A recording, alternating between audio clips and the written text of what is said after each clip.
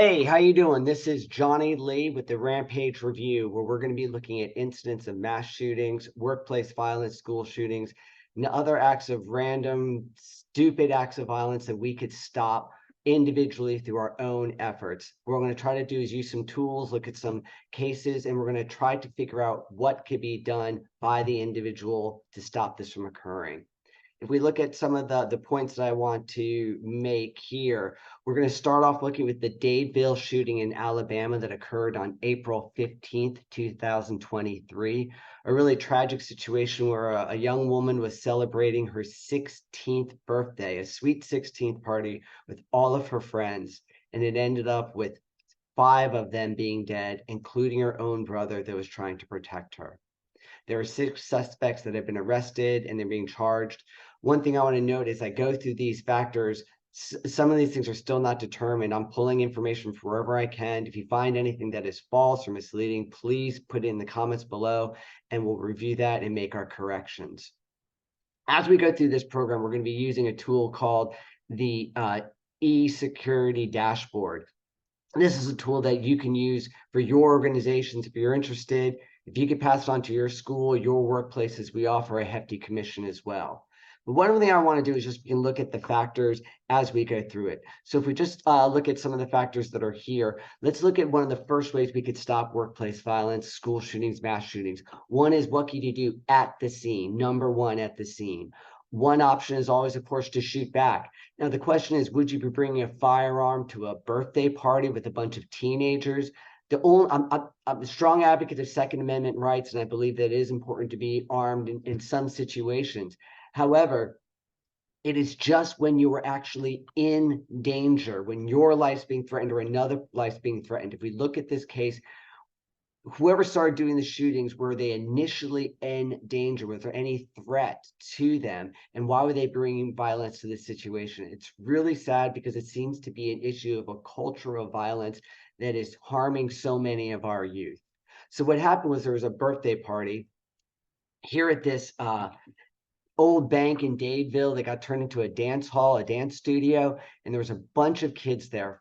As I mentioned, 6 were killed, unfortunately, or 5 were killed, unfortunately, but dozens more were injured, I believe over 30. What apparently happened when we look at the situation, there was some sort of dispute that had occurred. Some disagreement. One thing that I read online was that a guy was thrown out and he left and came back with a number of other individuals wearing ski masks and were armed. This first individual, the first person who fired allegedly, was also the person who was one of the victims. He was found later with ski mask on, lying on the ground with a gun that was placed on his chest. I imagine it was placed there. I can't imagine he died in that position where it just landed on his chest. A second factor that we can look at in preventing these things from happening is reporting your concerns. In many rampage incidents, that there's an individual that's under distress, they're really upset, they're feeling they're being violated, they're ruminating or have they been wronged and they want to do something. Often there's people in their lives, whether it's a neighbor, a friend, a family member, that can spot this and make an attempt to stop it by reporting to the authorities, finding someone who can get help.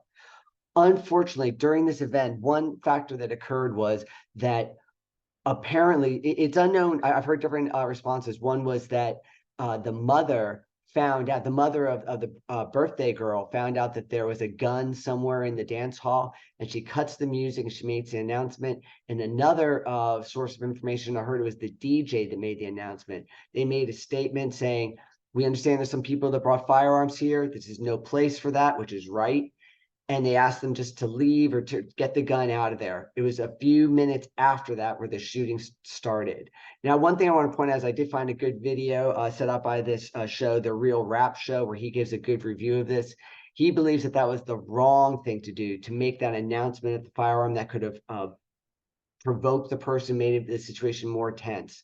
What he's suggesting is, at that point, as soon as we knew that there was a gun present at this event, call the police, get law enforcement involved, and then there that they could do the handle the situation appropriately, that hopefully this could not have been prevented. And that's really the second point that I want to make about stopping these events, is if you have a concern, report it, make noise, see something and do something. The third step that we could look at preventing these kinds of events is support. What kind of support can we provide to those perpetrators prior to the event so that they don't commit these acts of violence? Now, this is really different. One thing I want to make make a strong state, even though this is a mass shooting and everyone thinks of Columbine or the Parkland school shootings or the Sandy Hook shootings, where you're thinking about this loner who's ruminating over issues and finally lashes out against society. That doesn't appear to be the situation here.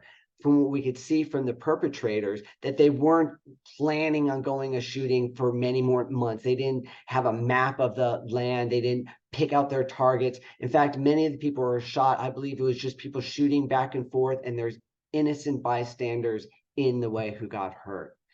What can we do to support that is there could be a much larger approach to preventing this culture of violence. What could these young men have found other avenues, something positive, something good to be getting involved with? I have no problem with people carrying firearms, but you carry a firearm to protect people, not to protect your honor, not to protect your reputation, but about protecting lives. And if someone's dissing you or disrespecting you, that's absolutely no excuse to be shooting. I don't know if that's what happened here, but this is the sort of the situation we see in many of these cases.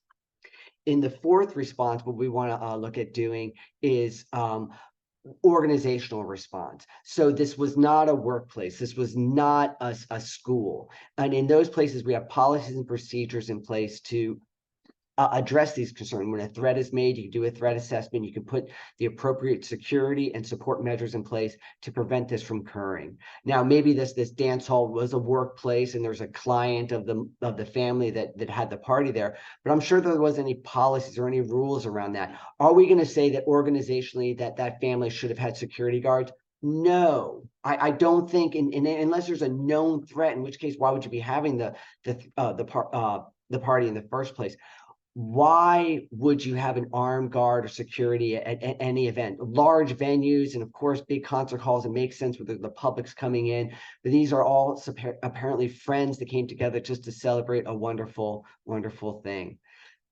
The fifth step that we could do to prevent these things from happening is working on our own personal selves. And this is where we take some personal responsibility. I know we can look out in the world and say, what could be done differently? How can we change the world? What could be done to stop these events and other people from doing things? But it really starts with yourself. So first, clearing out your own hate, your own issues, your own problems that might lead you to have malicious, violent thoughts. And then with that, expending that love out there that we could support, we could maybe reach out to young men who carry guns thinking that's what they got to be tough, and showing them there's other better ways to be men. These are ways that I think that we can stop the violence from occurring. I hope that this is something that you found interesting. I hope it's something that you could utilize when we consider tools that could be made. This tool that you're seeing right here is from the e-security dashboard. This is a program that we can have incidents, reports, online charts made so you can look at the threat of your organization, the threats and the vulnerabilities of your organization to prevent that. All this can be found through our program, the e-security dashboard. You can look that up. We also have the e-panic button, which is a mass notification and panic alarm button. In this case, I'm not going to say that, the panic button would have survived. I think the guns firing out would have been the warning enough to the individuals there. But this certainly can be used in other situations, especially with lone workers. So I want to thank you very much. I hope you found this helpful. I used to do a lot of videos, and this is my first attempt at coming back to doing this. I really appreciate your attention, and thank you so much for sticking with me.